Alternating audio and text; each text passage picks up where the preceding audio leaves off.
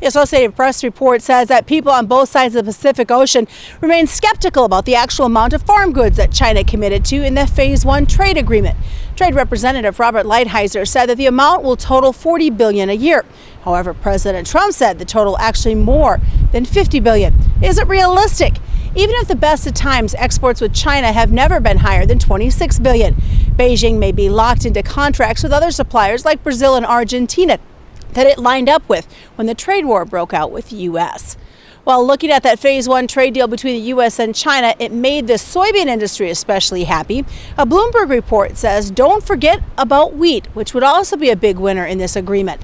Speculation is rising that China will work to fill its wheat buying quota as part of the agreement, and that'll likely create new demand for wheat because China has failed to live up to its wheat purchasing promises in the past. Soybean purchases are likely to be somewhat more limited because of African swine fever outbreak across the country, which will lower typical demand levels. Well, the Chinese ag minister says large hog farms are lining up with these smaller farm-owned farms as part of a state-initiated investment worth about $7.1 billion. The goal of this initiative is to boost hog operations across the country that were hit hard by African swine fever. A Reuters report says 15 of the country's leading pig farms signed 19 agreements with local governments in 16 Chinese cities to raise pigs together. That would produce over 22 million hogs for slaughter every year and would involve 33,000 poor rural families. The U.S. Economic Research Service looks to the ways that climate change could affect the cost of the federal crop insurance program. Researchers worked with statistical models to predict crop yields from historic weather data. They used weather simulation from climate models to build those scenarios.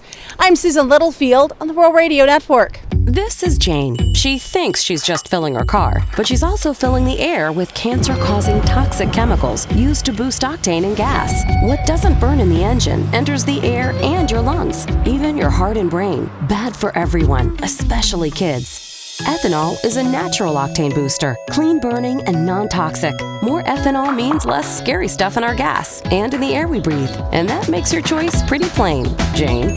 American Ethanol, cleaner air for Nebraska.